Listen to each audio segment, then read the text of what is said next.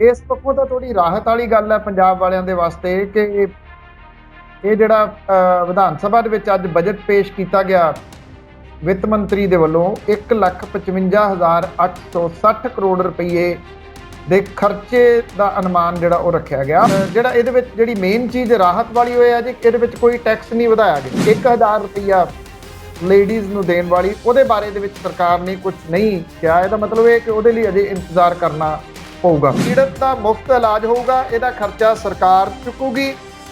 ਜਿਹੜਾ ਜ਼ਖਮੀ ਨੂੰ ਹਸਪੀਟਲ ਲੈ ਕੇ ਜਾਊਗਾ ਉਹਨੂੰ ਸਰਕਾਰ ਸਨਮਾਨਿਤ ਕਰੂਗੀ। ਕਿਸੇ ਵੇਲੇ ਜਿਹੜੇ ਅਕਾਲੀ ਦਲ ਦੇ ਮੈਂਬਰ ਹੁੰਦੇ ਸਨ, ਡਿਸਟ੍ਰਿਕਟ ਦੇ ਇੰਚਾਰਜ ਹੁੰਦੇ ਸਨ, ਉਹਨਾਂ ਨੂੰ ਜਥੇਦਾਰ ਕਹਿ ਕੇ ਸਨਮਾਨਿਤ ਕੀਤਾ ਜਾਂਦਾ ਸੀ। ਜਥੇਦਾਰ ਲਫ਼ਜ਼ ਇੱਕ ਬੜਾ ਸਨਮਾਨ ਵਾਲਾ ਲਫ਼ਜ਼ ਹੈ।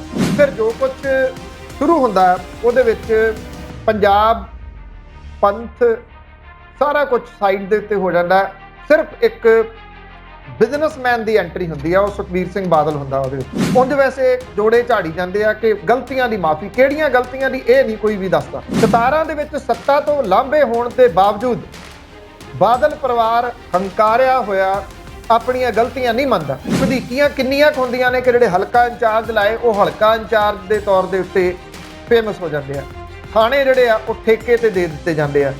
ਕਿਹੜਾ ਪੰਥ, ਕਿਹੜੀ ਪਾਰਟੀ, ਕਿਹੜੇ ਪੰਥਕ ਮੁੱਦੇ, ਕਿਹੜਾ ਪੰਜਾਬ, ਕਿਹੜੇ ਪੰਜਾਬ ਦੇ ਮੁੱਦੇ। ਸੁਖਬੀਰ ਸਿੰਘ ਬਾਦਲ ਚੋਣ ਹਾਰ ਜਾਂਦੇ ਨੇ, ਉਹਨਾਂ ਦੇ ਪਿਤਾ ਸਮਾਨ ਪ੍ਰਕਾਸ਼ ਸਿੰਘ ਬਾਦਲ ਹੋਰੀ ਚੋਣ ਹਾਰ ਜਾਂਦੇ ਨੇ, ਵਿਕਰਮ ਮਜੀਠੀਆ ਚੋਣ ਹਾਰ ਜਾਂਦਾ, ਔਰ ਉਹਨਾਂ ਦੇ ਜਿੰਨਾ ਲਾਂਗੜ ਭੁੰਗੜ ਸਾਰਾ ਹੀ ਹਾਰ ਜਾਂਦਾ। ਆਦੇਸ਼ ਪ੍ਰਤਾਪ ਸਿੰਘ ਕੈਰੋਂ ਹੋਰੀ ਵੀ ਚੋਣ ਹਾਰ ਜਾਂਦੇ, ਜਿਹੜੇ ਕਿ ਉਹਨਾਂ ਦੇ ਜਵਾਈ। ਸ਼੍ਰੋਮਣੀ ਅਕਾਲੀ ਦਲ ਦੁਬਾਰਾ ਕਿਸੇ ਨਾ ਕਿਸੇ ਰੂਪ ਦੇ ਵਿੱਚ, ਕੋਈ ਨਵੇਂ ਰੂਪ ਦੇ ਵਿੱਚ ਆਊਗਾ ਕਿਸੇ ਨਾ ਕਿਸੇ ਵੇਲੇ, ਕਿਉਂਕਿ ਪੰਜਾਬ ਨੂੰ ਅੱਜ ਵੀ ਕਿਸੇ ਇੱਕ ਖੇਤਰੀ ਪਾਰਟੀ ਦੀ ਜ਼ਰੂਰਤ ਤਾਂ ਹੈ। ਇਹਦੇ ਵਾਂਗੂ ਬਾਲ ਠਾਕਰੇ ਨੇ ਆਪਣੇ ਭਤੀਜੇ ਨੂੰ ਤਿਆਰ ਕੀਤਾ ਸੀਗਾ ਮਹਾਰਾਸ਼ਟਰ ਦੀ ਸਿਆਸਤ ਦੇ ਵਾਸਤੇ, ਜਿਵੇਂ ਪ੍ਰਕਾਸ਼ ਸਿੰਘ ਬਾਦਲ ਹੋਰਾਂ ਨੇ ਮਨਪ੍ਰੀਤ ਬਾਦਲ ਨੂੰ ਤਿਆਰ ਕੀਤਾ ਸੀ। ਪਰ ਬਾਅਦ ਦੇ ਵਿੱਚ ਐਂਟਰੀ ਸੁਖਬੀਰ ਸਿੰਘ ਬਾਦਲ ਹੋਰਾਂ ਦੀ ਹੋ ਗਈ। ਇੱਥੇ ਵੀ ਇਹੀ ਹੋਇਆ, ਇੱਥੇ ਐਂਟਰੀ ਊਧਵ ਠਾਕਰੇ ਦੀ ਹੋ ਗਈ। ਊਧਵ ਠਾਕਰੇ ਹੋਰਾਂ ਦੀ ਜਿਹੜੀ ਐਂਟਰੀ ਸੀ ਉਹਨੇ ਰਾਜ ਠਾਕਰੇ ਦਾ ਪੱਤਾ ਕੱਟ ਦਿੱਤਾ। ਇਹ ਕਿਹਾ ਜਾ ਰਿਹਾ ਹੈ ਕਿ ਰਾਜਨੀਤੀ ਦੇ ਵਿੱਚ ਕੋਈ ਸੰਭਾਵਨਾ ਜਿਹੜੀ ਆ ਉਹ ਕਦੀ ਵੀ ਖਤਮ ਨਹੀਂ ਹੋ ਸਕਦੀ। ਮਤਲਬ ਕਿ 2+2 ਕਦੀ 4 ਨਹੀਂ ਹੁੰਦੇ, 2+2 20 ਵੀ ਹੋ ਜਾਂਦੇ ਆ, 2+2 0 ਵੀ ਹੋ ਜਾਂਦੇ ਆ। ਜਿਹੜੀ ਮਨਸੇ ਆ ਮਹਾਰਾਸ਼ਟਰ ਨਵ ਨਿਰਮਾਣ ਸੈਨਾ, ਉਹ ਭਾਰਤੀ ਜਨਤਾ ਪਾਰਟੀ ਦੇ ਨੇੜੇ ਆ। ਭਾਰਤੀ ਜਨਤਾ ਪਾਰਟੀ ਉਹਨੂੰ ਸਪੋਰਟ ਕਰ ਸਕਦੀ ਹੈ, ਔਰ ਉਹਨੂੰ ਸਪੋਰਟ ਕਰਕੇ ਜਾਂ ਤਾਂ ਭਾਰਤੀ ਜਨਤਾ ਪਾਰਟੀ ਆਪਣਾ ਮੁੱਖ ਮੰਤਰੀ ਬਣਾਊਗੀ, ਉਹਦੀ ਸਪੋਰਟ ਲੈ ਲੂਗੀ ਫਿਰ ਮਨਸੇ, ਜਾਂ ਉਹ ਟੈਂਪਰੇਰੀ ਤੌਰ ਦੇ ਉੱਤੇ ਮਨਸੇ ਨੂੰ ਸਪੋਰਟ ਕਰਕੇ ਉਹਦੇ ਨਾਲ ਕੋਈ ਨਾ ਕੋਈ ਸੌਦਾ ਮਾਰ ਕੇ ਉੱਥੇ ਸਰਕਾਰ ਜਿਹੜੀ ਉਹ ਚੇਂਜ ਕਰ ਦਿੰਦੀ।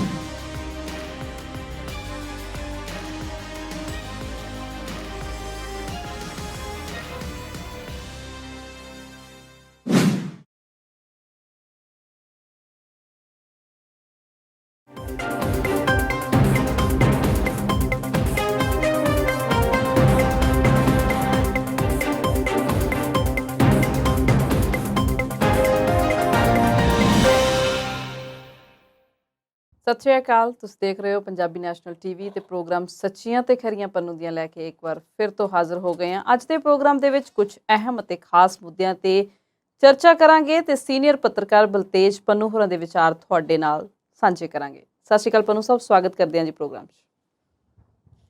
ਮਿਹਰਬਾਨੀ ਜੀ, ਧੰਨਵਾਦ ਜੀ, ਸਤਿ ਸ਼੍ਰੀ ਅਕਾਲ। ਪ੍ਰੋਗਰਾਮ ਸ਼ੁਰੂ ਕਰਦੇ ਹਾਂ ਅੱਜ ਪੰਜਾਬ ਤੋਂ। ਪੰਜਾਬ ਸਰਕਾਰ ਨੇ ਅੱਜ ਬਜਟ ਪੇਸ਼ ਕੀਤਾ ਹੈ।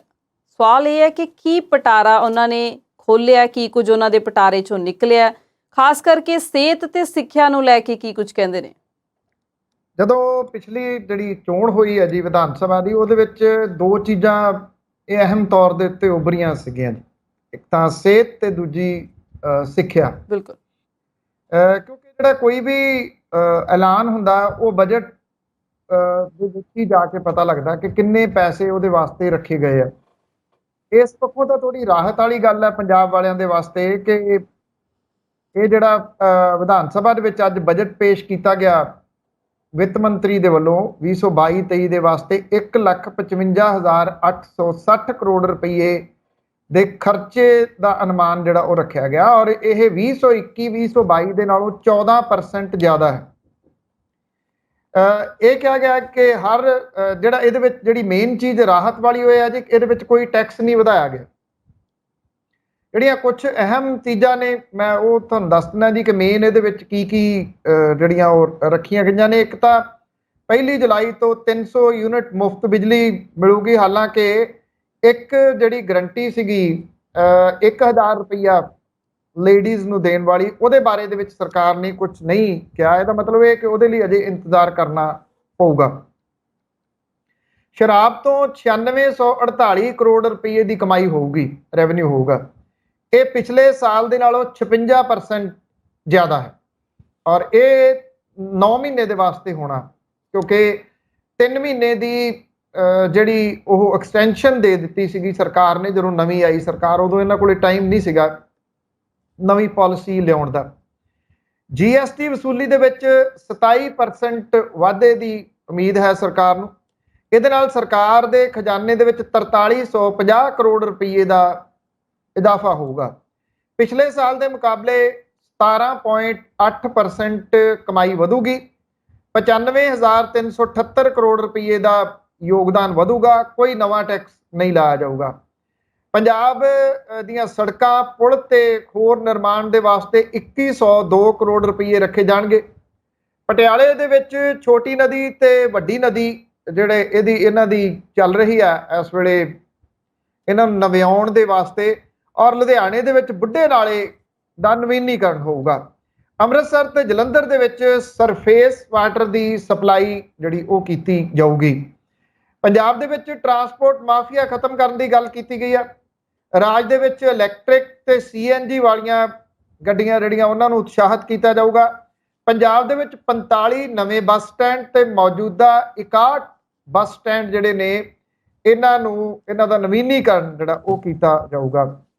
ਬਠਿੰਡਾ ਦੇ ਜਨਤਾ ਨਗਰ ਤੇ ਮੁਲਤਾਨੀਆ ਰੋਡ ਦੇ ਉੱਤੇ ਪੁਲ ਬਣਾਇਆ ਜਾਊਗਾ। ਮੋਹਾਲੀ ਦੇ ਵਿੱਚ 17.5 ਏਕੜ ਦੇ ਵਿੱਚ ਨਵੀਂ ਜੇਲ੍ਹ ਬਣਾਈ ਜਾਊਗੀ ਔਰ ਇਹਦੇ ਵਾਸਤੇ 10 ਕਰੋੜ ਰੁਪਏ ਦਾ ਬਜਟ ਰੱਖਿਆ ਗਿਆ। ਪੰਜਾਬ ਪੁਲਿਸ ਦੇ ਵਾਸਤੇ ਇੰਟਰਨੈਸ਼ਨਲ ਟ੍ਰੇਨਿੰਗ ਦਾ ਇੰਤਜ਼ਾਮ ਕੀਤਾ ਜਾਊਗਾ। ਵਿਦੇਸ਼ਾਂ ਤੋਂ ਉਹਨੂੰ ਟ੍ਰੇਨਿੰਗ ਦਵਾਈ ਜਾਊਗੀ ਪੰਜਾਬ ਪੁਲਿਸ ਨੂੰ। ਪੰਜਾਬ ਪੁਲਿਸ ਦੇ ਜਿਹੜਾ ਇਹਨੂੰ ਨਵੇਂ ਤਰੀਕੇ ਦੇ ਨਾਲ ਲੈਸ ਕਰਨ ਦੇ ਵਾਸਤੇ 108 ਕਰੋੜ ਰੁਪਏ ਦਾ ਬਜਟ ਰੱਖਿਆ ਗਿਆ। ਹਰ ਪੁਲਿਸ ਜ਼ਿਲ੍ਹੇ ਦੇ ਵਿੱਚ 30 ਕਰੋੜ ਦੀ ਲਾਗਤ ਦੇ ਨਾਲ ਸਾਈਬਰ ਕ੍ਰਾਈਮ ਕੰਟਰੋਲ ਰੂਮ ਜਿਹੜਾ ਉਹ ਬਣਾਇਆ ਜਾਊਗਾ। ਪੰਜਾਬ ਦੇ ਵਿੱਚ ਜਿਹੜਾ ਟੂਰਿਜ਼ਮ ਹੈ ਉਹਨੂੰ ਵਧਾਉਣ ਦੇ ਵਾਸਤੇ ਈਕੋ, ਰੂਰਲ ਤੇ ਕਲਚਰ ਤੇ ਧਾਰਮਿਕ ਟੂਰਿਜ਼ਮ ਦੇ ਉੱਤੇ ਫੋਕਸ ਕੀਤਾ ਜਾਊਗਾ। ਜੰਗਲਾਂ ਨੂੰ ਈਕੋ ਟੂਰਿਜ਼ਮ ਦੇ ਰੂਪ ਦੇ ਵਿੱਚ ਵਿਕਸਿਤ ਕੀਤਾ ਜਾਊਗਾ। ਸਾਬਕਾ ਫੌਜੀਆਂ ਦੀ ਭਲਾਈ ਤੇ ਮਦਦ ਦੇ ਵਾਸਤੇ ਮੋਹਾਲੀ ਦੇ ਵਿੱਚ 올ਡ ਏਜ ਹੋਮ ਬਣੂਗਾ। ਗਰੀਬ ਲੋਕਾਂ ਦੇ ਵਾਸਤੇ ਆਟੇ ਦੀ ਹੋਮ ਡਿਲੀਵਰੀ ਸ਼ੁਰੂ ਕੀਤੀ ਜਾਊਗੀ, ਜਿਹਦੇ ਵਾਸਤੇ 497 ਕਰੋੜ ਰੁਪਏ ਦਾ ਬਜਟ ਰੱਖਿਆ ਗਿਆ। ਪੰਜਾਬ ਸਿੱਖਿਆ ਤੇ ਸਿਹਤ ਫੰਡ ਨਾਮ ਦੇ ਨਾਲ ਟਰਸਟ ਬਣਾਇਆ ਗਿਆ। ਇਹਦੇ ਵਿੱਚ ਸਰਕਾਰ ਆਪਣਾ ਹਿੱਸਾ ਦੇਊਗੀ। ਇਹਦੇ ਵਿੱਚ NRI ਆਪਣਾ ਹਿੱਸਾ ਪਾ ਸਕਦੇ ਆ ਔਰ ਉਹਨਾਂ ਨੂੰ ਸਰਕਾਰ ਦਾ ਇੱਕ ਪੈਸੇ ਦਾ ਹਿਸਾਬ ਜਿਹੜਾ ਉਹ ਸਰਕਾਰ ਉਹਨਾਂ ਨੂੰ ਦੇਊਗੀ। ਹਰ ਜ਼ਿਲ੍ਹੇ ਦੇ ਵਿੱਚ ਮੁੱਖ ਮੰਤਰੀ ਦਾ ਦਫ਼ਤਰ ਬਣਾਇਆ ਜਾਊਗਾ। ਪੰਜਾਬ ਦੇ ਵਿੱਚ ਉਦਯੋਗਿਕ ਵਿਕਾਸ ਜਿਹੜਾ ਉਹਦੇ ਵਾਸਤੇ 3163 ਕਰੋੜ ਰੁਪਏ ਦਾ ਬਜਟ ਰੱਖਿਆ ਗਿਆ। ਪਿਛਲੀ ਸਰਕਾਰ ਦੇ ਮੁਕਾਬਲੇ ਇਹ 48% ਜ਼ਿਆਦਾ। ਰਾਜ ਦੇ ਵਿੱਚ ਵਪਾਰਕ ਕਮਿਸ਼ਨ ਬਣਾਇਆ ਜਾਊਗਾ, ਜਿਹਦੇ ਮੈਂਬਰ ਵਪਾਰੀ ਤੇ ਕਾਰੋਬਾਰੀ ਹੋਣਗੇ। ਮੋਹਾਲੀ ਦੇ ਕੋਲੇ ਫਿਨਟੈਕ ਸਿਟੀ ਜਿਹੜੀ ਆ ਉਹ ਸਥਾਪਿਤ ਕੀਤੀ ਜਾਊਗੀ। ਇਹਦੇ ਵਿੱਚ ਆਰਟੀਫੀਸ਼ੀਅਲ ਇੰਟੈਲੀਜੈਂਸ ਜਿਹੜਾ ਉਹਨੂੰ ਉਤਸ਼ਾਹਿਤ ਕੀਤਾ ਜਾਊਗਾ। ਮੋਹਾਲੀ ਦੇ ਵਿੱਚ 490 ਏਕੜ ਜ਼ਮੀਨ ਅਕਵਾਇਰ ਕੀਤੀ ਜਾ ਰਹੀ ਹੈ। ਵੈਟ ਰਿਫੰਡ ਜਿਹੜਾ ਵਪਾਰੀਆਂ ਦਾ ਹੈ 6 ਮਹੀਨਿਆਂ ਦੇ ਵਿੱਚ ਇਹਦੇ ਸਾਰੇ ਮਸਲੇ ਹੱਲ ਕੀਤੇ ਜਾਣਗੇ। ਜਿਹੜੀ ਉਦਯੋਗਾਂ ਨੂੰ ਬਿਜਲੀ ਦੀ ਛੋਟ ਆ ਉਹ ਜਾਰੀ ਰਹੂਗੀ ਔਰ ਇਹਨਾਂ ਦੇ ਉਦਯੋਗ ਦੇ ਵਿਕਾਸ ਦੇ ਵਾਸਤੇ ਇੱਕ ਨਵੀਂ ਪਾਲਿਸੀ ਲਿਆਂਦੀ ਜਾਊਗੀ। ਕਿਸਾਨਾਂ ਨੂੰ ਮੁਫਤ ਬਿਜਲੀ ਦੀ ਸਬਸਿਡੀ ਜਿਹੜੀ ਜਾਰੀ ਰਹੂਗੀ। ਇਹਦੇ ਵਾਸਤੇ 6947 ਕਰੋੜ ਰੁਪਏ ਦਾ ਬਜਟ ਰੱਖਿਆ ਗਿਆ। ਖੇਤੀਬਾੜੀ ਸੈਕਟਰ ਦੇ ਵਾਸਤੇ 2022-23 ਦੇ ਵਾਸਤੇ 11,560 ਕਰੋੜ ਰੁਪਇਆ ਰੱਖਿਆ ਗਿਆ। ਸਿਹਤ ਦੇ ਵਾਸਤੇ 4771 ਕਰੋੜ ਰੁਪਏ ਦਾ ਬਜਟ ਰੱਖਿਆ ਗਿਆ, ਜਿਹੜਾ ਪਿਛਲੇ ਸਾਲ ਦੇ ਮੁਕਾਬਲੇ 24% ਜ਼ਿਆਦਾ ਹੈ। 24% ਇਹ ਜ਼ਿਆਦਾ ਹੈ ਸਿਹਤ ਦੇ ਵਾਸਤੇ। ਕਿਸਾਨਾਂ ਨੂੰ ਜਿਹੜੇ ਝੋਨੇ ਦੀ ਸਿੱਧੀ ਬਿਜਾਈ ਨੂੰ ਉਤਸ਼ਾਹਿਤ ਕਰਨ ਦੇ ਵਾਸਤੇ 450 ਕਰੋੜ ਰੁਪਏ ਜਿਹੜੇ ਆ ਉਹ ਰੱਖੇ ਗਏ ਆ। ਇਸ ਸਾਲ 117 ਮੁਹੱਲਾ ਕਲੀਨਿਕ ਖੋਲੇ ਜਾਣਗੇ। ਇਹਦੇ ਵਾਸਤੇ 77 ਕਰੋੜ ਰੁਪਇਆ ਰੱਖਿਆ ਗਿਆ। 15 ਅਗਸਤ ਤੋਂ 75 ਜਿਹੜੇ ਨਵੇਂ ਮੁਹੱਲਾ ਕਲੀਨਿਕ ਨੇ ਉਹ ਕੰਮ ਕਰਨਾ ਸ਼ੁਰੂ ਕਰ ਦੇਣਗੇ ਤੇ ਬਾਕੀ ਜਿਹੜੇ ਨੇ ਉਹ ਅਗਲੇ ਕੁਝ ਮਹੀਨਿਆਂ ਤੋਂ ਬਾਅਦ 15 ਅਗਸਤ ਦੇ ਕੁਝ ਮਹੀਨਿਆਂ ਤੋਂ ਬਾਅਦ ਕਰ ਦੇਣਗੇ। ਔਰ ਇਸੇ ਸਾਲ ਦੇ ਵਿੱਚ ਸਰਕਾਰ ਦਾ ਇਹ ਟੀਚਾ ਹੈ ਕਿ 117 ਮੁਹੱਲਾ ਕਲੀਨਿਕ ਜਿਹੜੇ ਉਹ ਕੰਮ ਕਰਨਾ ਸ਼ੁਰੂ ਕਰਨਗੇ। ਸੜਕ ਹਾਦਸੇ ਦੇ ਵਿੱਚ ਜ਼ਖਮੀ ਬੰਦੇ ਨੂੰ ਹਸਪਤਾਲ ਪਹੁੰਚਾਉਣ ਵਾਲੇ ਦਿੱਲੀ ਸਰਕਾਰ ਦੀ ਤਰਜ਼ ਦੇ ਉੱਤੇ ਫਰਿਸ਼ਤੇ ਸਕੀਮ ਜਿਹੜੀ ਆ ਉਹ ਪੰਜਾਬ ਦੇ ਵਿੱਚ ਵੀ ਲਾਗੂ ਕੀਤੀ ਜਾਊਗੀ। ਪੀੜਤ ਦਾ ਮੁਫਤ ਇਲਾਜ ਹੋਊਗਾ, ਇਹਦਾ ਖਰਚਾ ਸਰਕਾਰ ਚੁੱਕੂਗੀ। ਜਿਹੜਾ ਜ਼ਖਮੀ ਨੂੰ ਹਸਪੀਟਲ ਲੈ ਕੇ ਜਾਊਗਾ ਉਹਨੂੰ ਸਰਕਾਰ ਸਨਮਾਨਿਤ ਕਰੂਗੀ। ਉਹਦੇ ਉੱਤੇ ਕੋਈ ਪੁਲਿਸ ਕੇਸ ਵਗੈਰਾ ਦਾ ਡਰ ਨਹੀਂ ਹੋਊਗਾ, ਕਿਉਂਕਿ ਅਕਸਰ ਲੋਕ ਇਸ ਕਰਕੇ ਨਹੀਂ ਲਿਜਾਂਦੇ ਕਿ ਪੁਲਿਸ ਸਾਨੂੰ ਨਾ ਖਿੱਚੀ ਫਿਰੇ ਕਿ ਤੁਸੀਂ ਇਹਨੂੰ ਕਿੱਥੋਂ ਚੁੱਕ ਲਿਆਏ ਹੋ। ਸਟੇਟ ਮੈਨੇਜਮੈਂਟ ਯੂਨਿਟ ਬਣਾਈ ਜਾਊਗੀ ਜਿਹੜੀ ਸਿਹਤ ਵਿਵਸਥਾ ਨੂੰ ਦੇਖੂਗੀ ਔਰ ਕਮੀਆਂ ਨੂੰ ਦੂਰ ਕੀਤਾ ਜਾਊਗਾ। ਸ਼ੁਰੂਆਤ ਦੇ ਵਿੱਚ ਇਹਨੂੰ ਸਰਕਾਰ ਚਲਾਊਗੀ, ਬਾਅਦ ਦੇ ਵਿੱਚ ਇੱਕ ਜਿਹੜੀ ਏਜੰਸੀ ਹੈ ਪੇਸ਼ੇਵਰ ਉਹਨੂੰ ਦਿੱਤਾ ਜਾਊਗਾ। 2 ਸਾਲ ਦੇ ਵਿੱਚ ਪਟਿਆਲਾ ਤੇ ਫਰੀਦਕੋਟ ਦੇ ਵਿੱਚ 2 ਸੁਪਰ ਸਪੈਸ਼ਲਿਟੀ ਹਸਪੀਟਲ ਸ਼ੁਰੂ ਕੀਤੇ ਜਾਣਗੇ। 2027 ਤੱਕ 3 ਇਸ ਤਰ੍ਹਾਂ ਦੇ ਹੋਰ ਹਸਪਤਾਲ ਜਿਹੜੇ ਉਹ ਬਣਾਏ ਜਾਣਗੇ। ਪੰਜਾਬ ਦੇ ਵਿੱਚ ਜਿਹੜੇ ਖਿਡਾਰੀ ਨੇ ਉੱਭਰਦੇ ਖਿਡਾਰੀ ਉਹਨਾਂ ਦੇ ਵਾਸਤੇ 25 ਕਰੋੜ ਰੁਪਈਆ ਰੱਖਿਆ ਗਿਆ ਔਰ ਪੰਜਾਬ ਦੇ ਸਟੇਡੀਅਮ ਅਪਗ੍ਰੇਡ ਕਰਨ, ਸੰਗਰੂਰ ਤੇ ਲੌਂਗੋਵਾਲ ਦੇ ਵਿੱਚ ਨਵੇਂ ਸਟੇਡੀਅਮ ਬਣਾਉਣ ਦੇ ਵਾਸਤੇ ਫੰਡ ਰੱਖੇ ਗਏ ਆ। ਮੈਡੀਕਲ ਐਜੂਕੇਸ਼ਨ ਦੇ ਵਾਸਤੇ ਰਾਜ ਨੂੰ ਕਵਰ ਕਰਨ ਲਈ ਅਗਲੇ 5 ਸਾਲਾਂ ਦੇ ਵਿੱਚ 16 ਨਵੇਂ ਮੈਡੀਕਲ ਕਾਲਜ ਬਣਾਉਣ ਦਾ ਜਿਹੜਾ ਉਹ ਪ੍ਰੋਵੀਜ਼ਨ ਰੱਖੀ ਗਈ ਆ। ਇਹਦੇ ਤੋਂ ਬਾਅਦ ਰਾਜ ਦੇ ਵਿੱਚ ਮੈਡੀਕਲ ਕਾਲਜਾਂ ਦੀ ਗਿਣਤੀ 25 ਹੋ ਜਾਊਗੀ ਔਰ ਇਸ ਸਾਲ ਮੈਡੀਕਲ ਸਿੱਖਿਆ ਦੇ ਵਾਸਤੇ 1033 ਕਰੋੜ ਰੁਪਏ ਰੱਖੇ ਗਏ ਆ। ਪਿਛਲੇ ਸਾਲ ਦੇ ਮੁਕਾਬਲੇ ਇਹ 57% ਜ਼ਿਆਦਾ ਨੇ। ਵੈਸੇ ਮੈਡੀਕਲ ਕਾਲਜਾਂ ਦੇ ਹਾਲਾਤ ਇਹ ਨੇ ਕਿ ਇੱਥੇ ਦਹਾਕਿਆਂ ਤੋਂ ਕੋਈ ਨਵਾਂ ਮੈਡੀਕਲ ਕਾਲਜ ਜਿਹੜਾ ਪੰਜਾਬ ਦੇ ਵਿੱਚ ਆਇਆ ਨਹੀਂ। ਇੱਕ ਮੋਹਾਲੀ ਦੇ ਵਿੱਚ ਆਇਆ, ਉਹ ਅੱਜ ਤੱਕ ਸ਼ੁਰੂ ਨਹੀਂ ਹੋ ਸਕਿਆ। ਸਰਕਾਰੀ ਮੈਡੀਕਲ ਕਾਲਜ ਅਪਗ੍ਰੇਡ ਕਰਨ ਤੇ MBBS ਦੀਆਂ ਸੀਟਾਂ ਵਧਾਉਣ ਦੇ ਉੱਤੇ ਗੌਰ ਕੀਤਾ ਜਾਊਗਾ। ਸੰਗਰੂਰ ਦੇ ਵਿੱਚ Sant Atar Singh state institute of medical science college ਬਣੂਗਾ। ਇਹਦੇ ਵਿੱਚ 100 MBBS ਦੀਆਂ ਸੀਟਾਂ ਹੋਣਗੀਆਂ। ਇਹਦੇ ਵਾਸਤੇ 50 ਕਰੋੜ ਰੁਪਏ ਦੀ ਰਕਮ ਰੱਖੀ ਗਈ ਆ। ਰਾਜ ਦੇ ਵਿੱਚ NCC ਕੇਂਦਰ ਤੇ ਟ੍ਰੇਨਿੰਗ ਸੈਂਟਰਾਂ ਦੇ ਵਾਸਤੇ 5 ਕਰੋੜ ਰੁਪਇਆ ਰੱਖਿਆ ਗਿਆ। ਉੱਚ ਸਿੱਖਿਆ ਦੇ ਵਾਸਤੇ ਸਾਰੇ ਸਰਕਾਰੀ ਕਾਲਜਾਂ ਦੇ ਬੁਨਿਆਦੀ ਢਾਂਚੇ ਨੂੰ ਬਿਹਤਰ ਬਣਾਇਆ ਜਾਊਗਾ, ਜਿਹਦੇ ਵਾਸਤੇ ਕਾਲਜਾਂ ਲਈ 75 ਕਰੋੜ ਰੁਪਏ ਰੱਖੇ ਗਏ ਆ। ਪੰਜਾਬੀ ਯੂਨੀਵਰਸਿਟੀ ਪਟਿਆਲਾ ਨੂੰ ਵਿੱਤੀ ਸੰਕਟ ਤੋਂ ਕੱਢਣ ਦੇ ਵਾਸਤੇ 200 ਕਰੋੜ ਰੁਪਏ ਦਾ ਬਜਟ ਰੱਖਿਆ ਗਿਆ। ਫਿਰੋਜ਼ਪੁਰ ਤੇ ਮਲੋਟ ਯੂਨੀਵਰਸਿਟੀ ਦੇ ਵਾਸਤੇ ਗ੍ਰਾਂਟ ਜਿਹੜੀ ਆ ਉਹ ਡਬਲ ਕੀਤੀ ਗਈ ਆ। ਜਿਹੜੀ ਪੰਜਾਬੀ ਯੂਨੀਵਰਸਿਟੀ ਪਟਿਆਲਾ ਹੈ ਉਹ ਬੇਹੱਦ ਮੰਦੇ ਵਿੱਤੀ ਹਾਲਾਤਾਂ ਦੇ ਵਿੱਚੋਂ ਨਿਕਲ ਰਹੀ ਆ। ਇਹ ਉਹਦੇ ਵਾਸਤੇ ਰਾਹਤ ਦੀ ਖਬਰ ਹੋਊਗੀ। ਪੰਜਾਬ ਦੇ ਵਿੱਚ 9 ਸਰਕਾਰੀ ਕਾਲਜਾਂ ਦੇ ਵਿੱਚ ਨਵੀਆਂ ਲਾਇਬ੍ਰੇਰੀਆਂ ਦੇ ਵਾਸਤੇ 30 ਕਰੋੜ ਰੁਪਇਆ ਰੱਖਿਆ ਗਿਆ।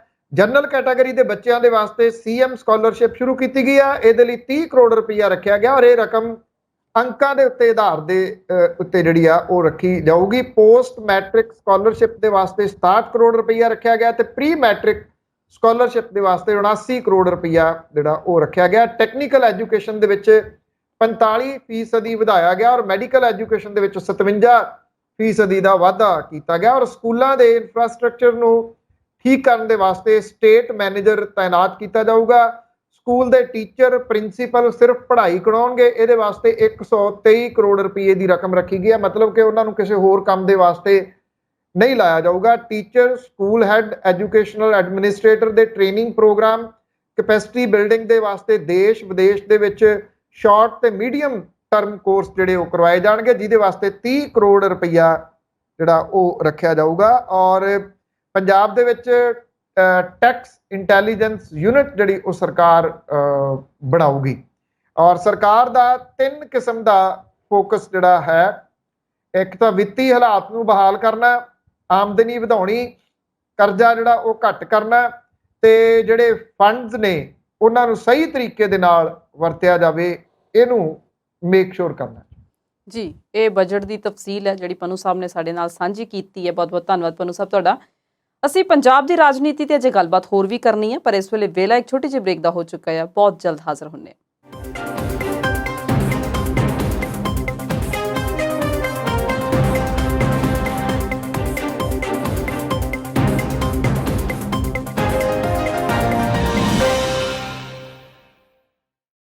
ਬ੍ਰੇਕ ਤੋਂ ਬਾਅਦ ਪ੍ਰੋਗਰਾਮ ਸੱਚੀਆਂ ਤੇ ਖਰੀਆਂ ਪੰਨੂ ਦੀਆਂ ਦੇਖ ਰਹੇ ਦਰਸ਼ਕਾਂ ਦਾ ਇੱਕ ਵਾਰ ਫਿਰ ਤੋਂ ਸਵਾਗਤ ਕਰਦੇ ਹਾਂ। ਪੰਨੂ ਸਾਹਿਬ, ਕੱਲ ਸੰਗਰੂਰ ਜ਼ਿਮਨੀ ਚੋਣ ਦੇ ਨਤੀਜੇ ਆਏ ਨੇ, ਬੜੇ ਹੈਰਾਨ ਕਰਨ ਵਾਲੇ ਉਹ ਨਤੀਜੇ ਸੀਗੇ। ਪਰ ਅਸੀਂ ਅੱਜ ਗੱਲ ਸਿਰਫ ਸ਼੍ਰੋਮਣੀ ਅਕਾਲੀ ਦਲ ਬਾਦਲ ਦੀ ਕਰਨੀ ਆ। 7,08,448 ਲੋਕਾਂ ਨੇ ਵੋਟ ਪਾਈ, ਜਿਹਦੇ ਚੋਂ ਉਹਨਾਂ ਦੇ ਹਿੱਸੇ ਆਈਆਂ 44,428। ਬੀਬੀ ਰਾਜੋਆਣਾ ਦੀ ਜ਼ਮਾਨਤ ਵੀ ਜ਼ਬਤ ਹੋ ਗਈ। 117 ਚੋਂ 3 ਸੀਟਾਂ ਲੈਣ ਵਾਲਾ ਚਲੋ ਜਿੱਤਣ ਦਾ ਸੁਪਨਾ ਤਾਂ ਨਹੀਂ ਲੈ ਸਕਦਾ, ਪਰ ਭਾਜਪਾ ਤੋਂ ਵੀ ਪਿੱਛੇ ਰਹਿ ਕੇ ਥੱਲਿਓਂ ਪਹਿਲੇ ਨੰਬਰ ਤੇ ਆ ਕੇ ਗੱਲ ਮਾੜੀ ਹੈ। ਵੱਡੇ ਬਾਦਲ ਸਾਹਿਬ ਹੁੱਬ ਕੇ ਇਤਿਹਾਸ ਸੁਣਾਉਂਦੇ ਹੁੰਦੇ ਆਪਣਾ। ਕੀ 1920 ਤੋਂ ਲੈ ਕੇ 2022 ਵਾਲਾ ਮਾਣ ਮੱਤਾ ਇਤਿਹਾਸ ਜਿਹੜਾ ਬਾਦਲ ਸਾਹਿਬ ਸੁਣਾਉਂਦੇ ਸੀ, ਕੀ ਉਹ ਪੰਜਾਬੀ ਭੁੱਲ ਗਏ ਨੇ? ਸਿਮਟ ਕੇ ਰਹਿ ਗਿਆ ਉਹ ਇਤਿਹਾਸ ਹੁਣ? ਮੇਰੇ ਪਿੱਛੇ ਇੱਕ ਕਿਤਾਬ ਪਈ ਹੈ ਜੀ ਇਸ ਪਾਸੇ, ਔਰ ਉਸ ਕਿਤਾਬ ਦਾ ਨਾਮ ਹੈ ਅਕਾਲੀ ਮੋਰਚਿਆਂ ਦਾ ਇਤਿਹਾਸ। ਸੋਹਣ ਸਿੰਘ ਜੋਸ਼ ਹੋਰਾਂ ਦੀ ਕਿਤਾਬ ਹੈ ਜੀ ਇਹ। ਮੈਂ ਬਹੁਤ ਵਾਰੀ ਇਹ ਕਿਤਾਬ ਬੜੇ ਸਾਰੇ ਲੋਕਾਂ ਨੂੰ ਸੁਜੈਸਟ ਕੀਤੀ ਹੈ, ਇਸ ਕਰਕੇ ਕਿ ਉਹ ਸ਼੍ਰੋਮਣੀ ਅਕਾਲੀ ਦਲ ਦਾ ਮਾਣ ਮੱਤਾ ਜਿਹੜਾ ਇਤਿਹਾਸ ਹੈ ਉਹ ਜਾਣ ਸਕਣ, ਉਹ ਪੜ੍ਹ ਸਕਣ ਕਿ ਕਿਵੇਂ ਪੰਥ ਨੂੰ ਸਮਰਪਿਤ ਇਹ ਪਾਰਟੀ ਸੀ ਔਰ ਪੰਜਾਬ ਦੇ ਹੱਕਾਂ ਦੇ ਵਾਸਤੇ ਗੱਲ ਕਰਨ ਵਾਲੀ ਇਹ ਪਾਰਟੀ ਸੀ। ਬਹੁਤ ਕਮਾਲ ਦਾ ਇਤਿਹਾਸ ਹੈ। ਸੋਹਣ ਸਿੰਘ ਜੋਸ਼ ਹੋਰਾਂ ਦੀ ਕਲਮ ਦੇ ਵੱਲੋਂ ਕਲਮਬੱਧ ਕੀਤਾ ਹੋਇਆ, ਔਰ ਇਹਦਾ ਨਾਮ ਹੈ, ਮੈਂ ਇੱਕ ਵਾਰੀ ਫਿਰ ਦੱਸ ਦਵਾਂ, ਅਕਾਲੀ ਮੋਰਚਿਆਂ ਦਾ ਇਤਿਹਾਸ। ਉਹਨੂੰ ਪੜ੍ਹਨਾ ਤੇ ਉਦੋਂ ਬਾਅਦ ਫਿਰ 1996 ਤੇ ਆ ਜਾਣਾ। 1996 ਦੇ ਉੱਤੇ ਇਸ ਕਰਕੇ ਆ ਜਾਣਾ, 1996 ਦੇ ਵਿੱਚ ਮੋਗੇ ਦੇ ਵਿੱਚ ਕਿੱਲੀ ਚਹਿਲਾਂ ਦੇ ਵਿੱਚ ਇੱਕ ਰੈਲੀ ਹੁੰਦੀ ਆ, ਜਿਹਨੂੰ ਪ੍ਰਕਾਸ਼ ਸਿੰਘ ਬਾਦਲ ਹੋਰੀ ਕਹਿੰਦੇ ਆ ਇਹ ਰੈਲੀ ਨਹੀਂ, ਇਹ ਰੈਲਾ। ਬਹੁਤ ਇਕੱਠ ਉੱਥੇ ਹੁੰਦਾ, ਔਰ ਇਹ ਉਹ ਸਮਾਂ ਸੀਗਾ ਜਦੋਂ ਪੰਜਾਬ ਵਾਲਿਆਂ ਨੇ ਜਿਹੜੀ ਸਰਕਾਰ ਚੁਣੀ ਨਹੀਂ ਸੀ, ਉਹਨਾਂ ਤੇ ਥੋਪੀ ਸੀ 92 ਤੋਂ ਲੈ ਕੇ 97 ਵਾਲੀ ਬੇਅੰਤ ਸਿੰਘ ਹੋਰਾਂ ਵਾਲੀ ਸਰਕਾਰ। ਐਵੇਂ ਚੰਦ ਕੁ % ਲੋਕਾਂ ਦੀਆਂ ਵੋਟਾਂ ਦੇ ਨਾਲ ਉਹ ਸਰਕਾਰ ਬਣੀ ਸੀ, ਕਿਉਂਕਿ ਵੋਟਾਂ ਉਸ ਵੇਲੇ ਬਹੁਤੀਆਂ ਸਿਆਸੀ ਧਿਰਾਂ ਨੇ ਬਾਈਕਾਟ ਕਰਤਾ ਸੀਗਾ ਵੋਟਾਂ ਦਾ। ਉਹਦੇ 'ਚ ਬਾਦਲ ਸਾਹਿਬ ਵੀ ਸ਼ਾਮਲ ਸੀ। ਉਹ ਲੋਕ ਉਹ ਤੋਂ ਤੰਗ ਸਨ। ਜੇ ਤੁਸੀਂ 95 96 ਦੇ ਵਿੱਚ ਪ੍ਰਕਾਸ਼ ਸਿੰਘ ਬਾਦਲ ਹੋਰਾਂ ਦੇ ਬਿਆਨ ਕੱਢ ਲਓ, ਉਹਦੇ ਵਿੱਚ ਤੁਹਾਨੂੰ ਜਿਹੜੇ ਕੁਝ ਚੀਜ਼ਾਂ ਮਿਲਣਗੀਆਂ ਉਹ ਇਹ ਮਿਲਣਗੀਆਂ ਕਿ ਅਸੀਂ ਜਿਹੜੇ ਪੁਲਿਸ ਆਫੀਸਰ ਨੇ ਜਿਨ੍ਹਾਂ ਨੇ ਤਸ਼ੱਦਦ ਕੀਤਾ ਪੰਜਾਬ ਦੀ ਜਵਾਨੀ ਤੇ, ਅਸੀਂ ਉਹਨਾਂ ਨੂੰ ਕਟਹਿਰੇ 'ਚ ਖੜੇ ਕਰਾਂਗੇ। ਇਸ ਚੀਜ਼ ਨੂੰ ਯਾਦ ਰੱਖਣਾ। ਕਿਉਂ ਯਾਦ ਰੱਖਣਾ, ਮੈਂ ਅੱਗੇ ਚੱਲ ਕੇ ਤੁਹਾਨੂੰ ਉਹਦਾ ਜ਼ਿਕਰ ਕਰਦਾ। ਜਦੋਂ ਮੋਗੇ ਦੇ ਵਿੱਚ ਰੈਲੀ ਹੁੰਦੀ ਹੈ ਤਾਂ ਇਸ ਅਕਾਲੀ ਦਲ ਨੂੰ, ਸ਼੍ਰੋਮਣੀ ਅਕਾਲੀ ਦਲ ਨੂੰ ਪੰਜਾਬੀ ਪਾਰਟੀ ਜਿਹੜੀ ਉਹ ਬਣਾ ਦਿੱਤਾ ਜਾਂਦਾ। ਇਹ ਕਹਿ ਦਿੱਤਾ ਜਾਂਦਾ ਕਿ ਹੁਣ ਇਹ ਪੰਜਾਬੀ ਪਾਰਟੀ ਹੋਊਗੀ। ਤੇ ਫਿਰ ਉਹਦੇ ਵਿੱਚ ਸ਼ੁਰੂਆਤ ਹੁੰਦੀ ਆ ਕੁਝ ਉਹਨਾਂ ਲੋਕਾਂ ਦੀ ਜਿਹੜੇ, ਕਿਉਂਕਿ ਕਿਸੇ ਵੇਲੇ ਜਿਹੜੇ ਅਕਾਲੀ ਦਲ ਦੇ ਮੈਂਬਰ ਹੁੰਦੇ ਸਨ, ਡਿਸਟ੍ਰਿਕਟ ਦੇ ਇੰਚਾਰਜ ਹੁੰਦੇ ਸਨ, ਉਹਨਾਂ ਨੂੰ ਜਥੇਦਾਰ ਕਹਿ ਕੇ ਸਨਮਾਨਿਤ ਕੀਤਾ ਜਾਂਦਾ ਸੀ। ਜਥੇਦਾਰ ਲਫ਼ਜ਼ ਇੱਕ ਬੜਾ ਸਨਮਾਨ ਵਾਲਾ ਲਫ਼ਜ਼ ਹੈ। ਪਰ ਇੱਕ ਗੱਲ ਤੁਸੀਂ ਨੋਟਿਸ ਕੀਤੀ ਹੋਣੀ ਹੈ, ਨਾ ਪ੍ਰਕਾਸ਼ ਸਿੰਘ ਬਾਦਲ ਹੋਰਾਂ ਦੇ ਨਾਲ ਜਥੇਦਾਰ ਲੱਗਿਆ, ਨਾ ਸੁਖਬੀਰ ਸਿੰਘ ਬਾਦਲ ਹੋਰਾਂ ਦੇ ਨਾਲ ਜਥੇਦਾਰ ਲੱਗਿਆ, ਨਾ ਬਿਕਰਮ ਸਿੰਘ ਮਜੀਠੀਆ ਦੇ ਨਾਲ ਜਥੇਦਾਰ ਜਿਹੜਾ ਉਹ ਲੱਗਿਆ, ਨਾ ਇਹਨਾਂ ਦੇ ਕਿਸੇ ਗਰੁੱਪ ਦੇ ਨਾਲ ਜਥੇਦਾਰ ਲੱਗਿਆ। ਜਿਹੜੇ ਵੀ ਤੁਸੀਂ ਉਹ ਲੈ ਲਓਗੇ। ਜਥੇਦਾਰ ਕਿਉਂ ਨਹੀਂ ਲੱਗ ਸਕਿਆ ਪ੍ਰਕਾਸ਼ ਸਿੰਘ ਬਾਦਲ ਹੋਰਾਂ ਦੇ ਨਾਲ? ਉਹ ਸ਼ਾਇਦ ਇਹਦੇ ਵਿੱਚ ਹੀ ਸਾਰਾ ਕੁਝ ਸ਼ਾਮਲ ਹੈ। ਜਦੋਂ ਇਹ ਪੰਜਾਬੀ ਪਾਰਟੀ ਬਣ ਜਾਂਦੀ ਹੈ, ਫਿਰ ਉਹਦੇ ਵਿੱਚ ਜਿਹੜੇ ਬਹੁਤ ਅਮੀਰ ਨੇ, ਬਾਹੂਬਲੀ ਨੇ, ਜਾਂ ਜਿਹੜੇ ਜਥੇਦਾਰ ਦਿੱਖ ਵਾਲੇ ਨਹੀਂ ਹੈਗੇ, ਉਹਨਾਂ ਲੋਕਾਂ ਦੀ ਐਂਟਰੀ ਸਟਾਰਟ ਹੁੰਦੀ ਹੈ। 97 ਦੇ ਵਿੱਚ ਸੱਤਾ ਦੇ ਵਿੱਚ ਆ ਜਾਂਦੇ ਨੇ ਅਕਾਲੀ ਦਲ ਬਾਦਲ ਵਾਲੇ, ਕਿਉਂਕਿ ਸ਼੍ਰੋਮਣੀ ਅਕਾਲੀ ਦਲ ਬਾਦਲ ਬਣ ਜਾਂਦਾ। ਔਰ ਉਹਦੇ ਵਿੱਚ ਆ ਕੇ ਫਿਰ ਜੋ ਕੁਝ ਸ਼ੁਰੂ ਹੁੰਦਾ ਉਹਦੇ ਵਿੱਚ ਪੰਜਾਬ ਪੰਥ ਸਾਰਾ ਕੁਝ ਸਾਈਡ ਦੇ ਉੱਤੇ ਹੋ ਜਾਂਦਾ। ਸਿਰਫ ਇੱਕ ਬਿਜ਼ਨਸਮੈਨ ਦੀ ਐਂਟਰੀ ਹੁੰਦੀ ਆ, ਉਹ ਸੁਖਬੀਰ ਸਿੰਘ ਬਾਦਲ ਹੁੰਦਾ ਉਹਦੇ ਵਿੱਚ। ਔਰ ਉਸ ਐਂਟਰੀ ਦੇ ਨਾਲ ਉਹ ਸਾਰਾ ਕੁਝ ਆਪਣੇ ਆਲੇ ਦੁਆਲੇ ਬੁਣਨਾ ਸ਼ੁਰੂ ਕਰ ਦਿੰਦਾ। 97 ਤੋਂ ਲੈ ਕੇ 2002 ਤੱਕ ਇਹ ਸੱਤਾ ਹੰਢਾਉਂਦੇ ਨੇ ਤੇ ਇਹਨਾਂ ਦਾ ਬਿਜ਼ਨਸ ਖੂਬ ਵਾਧਾ ਫੁੱਲਦਾ। 2002 ਦੇ ਵਿੱਚ ਕੈਪਟਨ ਅਮਰਿੰਦਰ ਸਿੰਘ ਹੋਰਾਂ ਦੀ ਸਰਕਾਰ ਆ ਜਾਂਦੀ ਹੈ, ਔਰ ਆਉਂਦਿਆਂ ਸਾਰ ਉਹ ਪ੍ਰਕਾਸ਼ ਸਿੰਘ ਬਾਦਲ ਤੇ ਸੁਖਬੀਰ ਸਿੰਘ ਬਾਦਲ ਹੋਰਾਂ ਦੇ ਉੱਤੇ ਵਿੱਤੋਂ ਵੱਧ ਜਾਇਦਾਦ ਬਣਾਉਣ ਦਾ ਇੱਕ ਕੇਸ ਦਰਜ ਕਰਦੇ ਆ। ਉਦੋਂ ਤੱਕ ਇਹਨਾਂ ਦੇ ਕੋਲੇ ਗੁਰਚਰਨ ਸਿੰਘ ਟੌੜਾ ਹੋਰਾਂ ਰੂਪੀ ਇੱਕ ਸ਼ੀਲਡ ਹੁੰਦੀ ਆ, ਇੱਕ ਕੰਧ ਹੁੰਦੀ ਆ, ਔਰ ਗੁਰਚਰਨ ਸਿੰਘ ਟੌੜਾ ਹੋਰੀ ਇਸ ਤਰ੍ਹਾਂ ਦਾ ਮਾਹੌਲ ਸਿਰਜ ਦਿੰਦੇ ਆ ਕਿ ਜਿਹੜਾ ਅਕਾਲੀ ਦਲ ਬਾਦਲ ਬਦਨਾਮ ਹੋ ਗਿਆ ਹੁੰਦਾ 97 ਤੋਂ 2002 ਦੇ ਦੌਰਾਨ ਕਰਪਸ਼ਨ ਦੇ ਮਾਮਲੇ ਦੇ ਵਿੱਚ, ਉਹ ਲੋਕਾਂ ਦੀ ਸਿੰਪਥੀ ਫੇਰ ਹਾਸਲ ਕਰ ਲੈਂਦਾ। ਉਹ ਇੱਕ ਮੈਜਿਕ ਜਿਹੜਾ ਹੁੰਦਾ ਉਹ ਗੁਰਚਰਨ ਸਿੰਘ ਟੋੜਾ ਹੋਰਾਂ ਦਾ ਹੀ ਹੁੰਦਾ।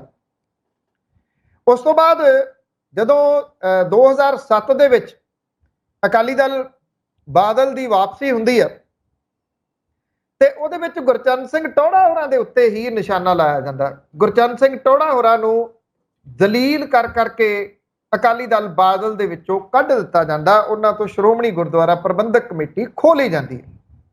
ਹਾਲਾਂਕਿ ਕੁਝ ਸਮੇਂ ਬਾਅਦ ਜਿਹੜਾ ਉਹ ਮਾਫ ਕਰਨਾ, ਇਹ ਮੈਂ ਥੋੜਾ ਜਿਹਾ ਇਹਦੇ ਵਿੱਚ ਇਹ ਮਿਕਸ ਕਰ ਗਿਆ ਕਿ ਉਹ 7 ਦੇ ਵਿੱਚ ਨਹੀਂ, ਇਹ ਸਾਰਾ ਕੁਝ ਹੁੰਦਾ 5 ਦੇ ਵਿੱਚ, 5 ਤੋਂ 6 ਦੇ ਵਿਚਾਲੇ। ਔਰ ਉਹ ਜਦੋਂ 7 ਵਾਲੀਆਂ ਚੋਣਾਂ ਆਉਂਦੀਆਂ ਨੇ ਉਹਦੇ ਵਿੱਚ ਜਿਹੜੇ ਗੁਰਚਰਨ ਸਿੰਘ ਟੋੜਾ ਨੇ ਉਹ ਸਰਮਹਿੰਦ ਅਕਾਲੀ ਦਲ ਬਣਾ ਲੈਂਦੇ ਆ।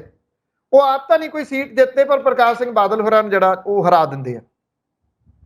ਔਰ ਇਹਦੇ ਨਾਲ ਫਿਰ ਜਿਹੜਾ ਇੱਕ ਉਸ ਯੁੱਗ ਦੀ ਸ਼ੁਰੂਆਤ ਹੋ ਜਾਂਦੀ ਆ ਜਿਹੜਾ ਕਿ ਬਾਦਲ ਪਰਿਵਾਰ ਦੇ ਆਲੇ ਦੁਆਲੇ ਸਾਰਾ ਕੁਝ ਜਿਹੜਾ ਉਹ ਘੁੰਮਦਾ, ਔਰ ਉਹਨਾਂ ਦੀਆਂ ਬੱਸਾਂ, ਉਹਨਾਂ ਦੀ ਕੇਬਲ, ਉਹਨਾਂ ਦੇ ਬਿਜ਼ਨਸ, ਉਹਨਾਂ ਦਾ ਸਭ ਕੁਝ। ਔਰ ਇਹਦੇ ਵਿੱਚ ਹੀ ਕੀ ਹੁੰਦਾ ਕਿ ਪੰਜਾਬ ਦੇ ਵਿੱਚ ਨਸ਼ਾ ਇੱਕਦਮ ਆਉਣਾ ਸ਼ੁਰੂ ਹੁੰਦਾ। 7 ਤੋਂ 17 ਤੱਕ 10 ਸਾਲ ਇਹਨਾਂ ਦਾ ਰਾਜ ਹੁੰਦਾ। ਔਰ ਇਹਦੇ ਵਿੱਚ ਜਿਹੜੀਆਂ 12 ਵਾਲੀਆਂ ਚੋਣਾਂ ਨੇ, 12 ਵਾਲੀਆਂ ਚੋਣਾਂ ਦੇ ਵਿੱਚ ਸੁਖਬੀਰ ਸਿੰਘ ਬਾਦਲ ਹੋਰੀ ਖੁੱਲ੍ਹ ਕੇ ਖੇਡਦੇ ਆ ਔਰ ਕੈਪਟਨ ਅਮਰਿੰਦਰ ਸਿੰਘ ਹੋਰੀ ਧਿਆਨ ਨਹੀਂ ਦਿੰਦੇ, ਇਸ ਕਰਕੇ ਕਿ ਜੀ ਇੱਕ ਵਾਰੀ ਉਹਨਾਂ ਦੀ ਸੱਤਾ ਹੈ, ਸਾਡੀ ਤਾਂ ਸੱਤਾ ਵੱਟ ਤੇ ਪਈ ਹੈ। ਔਰ ਜਿਹੜੀਆਂ ਰਿਜ਼ਰਵ ਸੀਟਾਂ ਨੇ ਉਹਦੇ ਉੱਤੇ ਉਹ ਮੈਨੇਜ ਕਰ ਜਾਂਦੇ ਆ ਤੇ ਸੱਤਾ ਰਿਪੀਟ ਹੋ ਜਾਂਦੀ ਹੈ। ਪਹਿਲੀ ਵਾਰੀ ਹੁੰਦਾ ਪੰਜਾਬ ਦੇ ਵਿੱਚ ਕਿ ਕਿਸੇ ਪਾਰਟੀ ਦੀ ਸੱਤਾ ਰਿਪੀਟ ਹੁੰਦੀ ਹੈ।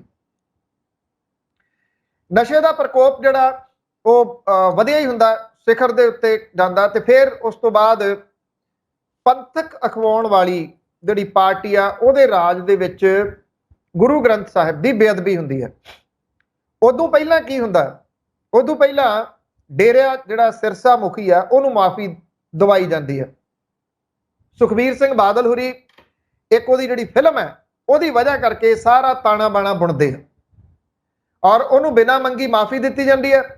ਸ਼੍ਰੋਮਣੀ ਗੁਰਦੁਆਰਾ ਪ੍ਰਬੰਧਕ ਕਮੇਟੀ ਜਿਹੜੀ ਕਿ ਬਾਦਲਾਂ ਦੇ ਕਬਜ਼ੇ ਹੇਠ ਹੀ ਹੁੰਦੀ ਹੈ, ਅੱਜ ਵੀ ਹੈ, ਉਹਦੇ ਵਿੱਚੋਂ 90 ਲੱਖ ਤੋਂ ਉੱਪਰ ਦੇ ਇਸ਼ਤਿਹਾਰ ਜਿਹੜੇ ਉਹ ਦਿੱਤੇ ਜਾਂਦੇ ਆ ਅਖਬਾਰਾਂ ਦੇ ਵਿੱਚ ਉਸ ਮਾਫੀ ਨੂੰ ਜਸਟੀਫਾਈ ਕਰਨ ਦੇ ਵਾਸਤੇ। ਗੁਰੂ ਗ੍ਰੰਥ ਸਾਹਿਬ ਦੀ ਬੇਅਦਬੀ ਹੁੰਦੀ ਆ, ਪੁਲਿਸ ਤਸ਼ੱਦਦ ਹੁੰਦਾ, ਪੁਲਿਸ ਦੀ ਗੋਲੀ ਦੇ ਨਾਲ 2 ਜਾਣੇ ਮਾਰੇ ਜਾਂਦੇ ਆ। ਇਹ ਕਦੇ ਉਹਦੀ ਮਾਫੀ ਨਹੀਂ ਮੰਗਦੇ। ਉਂਝ ਵੈਸੇ ਜੋੜੇ ਝਾੜੀ ਜਾਂਦੇ ਆ ਕਿ ਗਲਤੀਆਂ ਦੀ ਮਾਫੀ, ਕਿਹੜੀਆਂ ਗਲਤੀਆਂ ਦੀ ਇਹ ਨਹੀਂ ਕੋਈ ਵੀ ਦੱਸਦਾ, ਇਹ ਅੰਦਰ ਹੀ ਰੱਖਦੇ ਨੇ। ਫਿਰ 17 ਦੇ ਵਿੱਚ ਪਾਰਟੀ ਹਾਰ ਜਾਂਦੀ ਹੈ, ਕੈਪਟਨ ਅਮਰਿੰਦਰ ਸਿੰਘ ਦੁਬਾਰਾ ਸੱਤਾ ਦੇ ਵਿੱਚ ਆ ਜਾਂਦੇ ਆ। 17 ਦੇ ਵਿੱਚ ਸੱਤਾ ਤੋਂ ਲਾਂਭੇ ਹੋਣ ਦੇ ਬਾਵਜੂਦ ਬਾਦਲ ਪਰਿਵਾਰ ਹੰਕਾਰਿਆ ਹੋਇਆ ਆਪਣੀਆਂ ਗਲਤੀਆਂ ਨਹੀਂ ਮੰਨਦਾ। ਉਸੇ ਤਰੀਕੇ ਦੇ ਨਾਲ ਸਾਰਾ ਕੁਝ ਜਿਹੜਾ ਉਹ ਚੱਲੀ ਜਾਂਦਾ। ਉਹ ਨਹੀਂ ਮੰਨਦਾ ਕਿ ਸਾਡੇ ਰਾਜ ਦੇ ਵਿੱਚ ਜਿਹੜੀਆਂ ਵਧੀਕੀਆਂ ਹੋਈਆਂ ਨੇ, ਔਰ ਵਧੀਕੀਆਂ ਕਿੰਨੀਆਂ ਕੁ ਹੁੰਦੀਆਂ ਨੇ ਕਿ ਜਿਹੜੇ ਹਲਕਾ ਇੰਚਾਰਜ ਲਾਏ ਉਹ ਹਲਕਾ ਇੰਚਾਰਜ ਦੇ ਤੌਰ ਦੇ ਉੱਤੇ ਫੇਮਸ ਹੋ ਜਾਂਦੇ ਆ। ਥਾਣੇ ਜਿਹੜੇ ਆ ਉਹ ਠੇਕੇ ਤੇ ਦੇ ਦਿੱਤੇ ਜਾਂਦੇ ਆ। ਕਿਹੜਾ ਪੰਥ, ਕਿਹੜੀ ਪਾਰਟੀ, ਕਿਹੜੇ ਪੰਥਕ ਮੁੱਦੇ, ਕਿਹੜਾ ਪੰਜਾਬ, ਕਿਹੜੇ ਪੰਜਾਬ ਦੇ ਮੁੱਦੇ, ਜਿਹੜਾ ਧਰਮ ਯੁੱਧ ਮੋਰਚੇ ਦੇ ਵਿੱਚ ਮੁੱਦੇ ਸੀ ਉਹ ਸਾਰੇ ਦੇ ਸਾਰੇ ਗਾਇਬ ਕਰ ਦਿੱਤੇ ਜਾਂਦੇ ਆ। ਚੰਡੀਗੜ੍ਹ ਤੋਂ ਉਹਦਾ ਜਿਹੜਾ ਇਹਨਾਂ ਦੇ ਰਾਜ ਦੇ 10 ਸਾਲਾਂ ਦੇ ਰਾਜ ਦੇ ਦੌਰਾਨ ਆਪਣਾ ਹੱਕ ਲਗਭਗ ਛੱਡ ਦਿੱਤਾ ਜਾਂਦਾ। ਸੈਂਟਰ ਦੇ ਵਿੱਚ ਭਾਈਵਾਲੀ ਰਹਿੰਦੀ ਹੈ ਪਰ ਕੋਈ ਪੰਜਾਬ ਦਾ ਮੁੱਦਾ ਹੱਲ ਨਹੀਂ ਕਰਾਇਆ ਜਾਂਦਾ, ਕਿਉਂਕਿ ਸਿਰਫ ਔਰ ਸਿਰਫ ਇੱਕੋ ਚੀਜ਼ ਵੱਲ ਧਿਆਨ ਰਹਿੰਦਾ ਕਿ ਆਪਣਾ ਬਿਜ਼ਨਸ ਜਿਹੜਾ ਉਹ ਕਿਵੇਂ ਵਧੇ ਫੁੱਲੇ। 17 ਤੋਂ ਲੈ ਕੇ 22 ਤੱਕ ਆਉਂਦਿਆਂ ਅਕਾਲੀ ਦਲ ਬਾਦਲ ਆਪਣੇ ਨਾਮ ਦੇ ਨਾਲੋਂ ਬਾਦਲ ਨਹੀਂ ਲਾ ਸਕਿਆ ਔਰ ਸੁਖਬੀਰ ਸਿੰਘ ਬਾਦਲ ਹੋਰੀ ਪ੍ਰਧਾਨ ਬਣੇ ਰਹੇ ਔਰ ਇਸ ਵਹਿਮ 'ਚ ਤੁਰੇ ਫਿਰਦੇ ਰਹੇ ਕਿ ਉਹਨਾਂ ਕੋਲੇ ਪੈਸੇ ਬੜੇ ਨੇ, ਉਹਨਾਂ ਨੇ ਚੋਣ ਜਿੱਤਣੀ ਨਹੀਂ, ਚੋਣ ਲੁੱਟ ਲੈਣੀ ਹੈ। ਤੇ ਉਹ ਵੀ ਇਸੇ ਵਹਿਮ 'ਚ ਫਿਰਦੇ ਨੇ ਕਿ ਕਾਂਗਰਸ ਜਿਹੜੀ ਉਹ ਪਾਟੋ ਧਾੜ ਹੋਈ ਆ ਤੇ ਹੁਣ ਵਾਰੀ ਸਾਡੀ ਹੈ। ਉਹ ਲਾਇਲ ਡਾਇਰੀਆਂ ਲਈ ਫਿਰਦੇ ਨੇ, ਉਹਦੇ ਵਿੱਚ ਨਾਂ ਲਿਖੀ ਜਾਂਦੇ ਨੇ ਆਪਣੇ ਵਿਰੋਧੀਆਂ ਦੇ ਕਿ ਮੈਂ ਸੱਤਾ ਦੇ ਵਿੱਚ ਆਉਣ ਤੋਂ ਬਾਅਦ ਉਹਨਾਂ ਨੂੰ ਦੱਸੂਗਾ।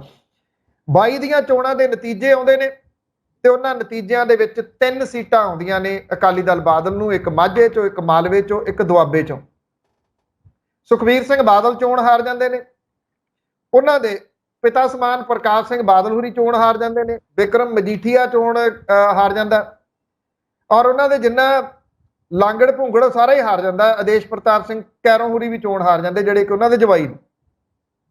ਔਰ ਇਹ ਚੋਣ ਹਾਰਨ ਤੋਂ ਬਾਅਦ ਵੀ ਕੋਈ ਤਬਦੀਲੀ ਅਕਾਲੀ ਦਲ ਬਾਦਲ ਦੇ ਵਿੱਚ ਨਹੀਂ ਕੀਤੀ ਜਾਂਦੀ, ਪਰ ਨਾਲ ਦੀ ਨਾਲ ਜਿਹੜੀ ਸੰਗਰੂਰ ਦੀ ਚੋਣ ਆ ਜਾਂਦੀ ਹੈ। ਸੰਗਰੂਰ ਦੀ ਚੋਣ ਕਈਆਂ ਪੱਖਾਂ ਤੋਂ ਵੇਖਣ ਵਾਲੀ ਹੈ। ਸੱਤਾਧਾਰੀ ਧਿਰ ਆਮ ਆਦਮੀ ਪਾਰਟੀ ਦੇ ਵਾਸਤੇ ਵੀ ਉਹ ਵੇਖਣ ਵਾਲੀ ਹੈ ਕਿ 3 ਮਹੀਨਿਆਂ ਦੇ ਵਿੱਚ ਲੋਕਾਂ ਦਾ ਮੋਹ ਭੰਗ ਕਿਉਂ ਹੋਇਆ, ਪਰ ਉਹ ਆਪਣਾ ਵੋਟ ਪਰਸੈਂਟੇਜ ਕਾਇਮ ਰੱਖਣ ਦੇ ਵਿੱਚ ਫਿਰ ਵੀ ਸਫਲ ਰਹਿੰਦੇ ਨੇ। ਸਿਮਰਨਜੀਤ ਸਿੰਘ ਮਾਨ ਜਿੱਤ ਗਏ, ਪਰ ਸਭ ਤੋਂ ਮੰਦਾ ਹਾਲ ਹੁੰਦਾ ਅਕਾਲੀ ਦਲ ਬਾਦਲ ਦਾ। ਇਹ ਪੰਥਕ ਮੁੱਦਿਆਂ ਦੀ ਭਾਲ ਦੇ ਵਿੱਚ 11 ਮੈਂਬਰੀ ਕਮੇਟੀ ਬਣਾਉਂਦੇ ਨੇ, ਔਰ ਇਹ ਕਹਿੰਦੇ ਨੇ ਕਿ ਅਸੀਂ ਜਿਹੜੇ ਬੰਦੀ ਸਿੰਘ ਨੇ ਉਹਨਾਂ ਨੂੰ ਰਿਹਾ ਕਰਵਾਉਣਾ।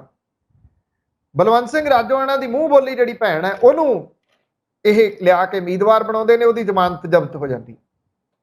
ਇੱਕ ਕਹਾਵਤ ਹੈ ਪੁਰਾਣੀ ਕਿ ਅਬ ਪਛਤਾਏ ਕਿਆ ਹੋ ਜਬ ਚਿੜੀਆ ਚੁੱਗ ਗਈ ਖੇਤ।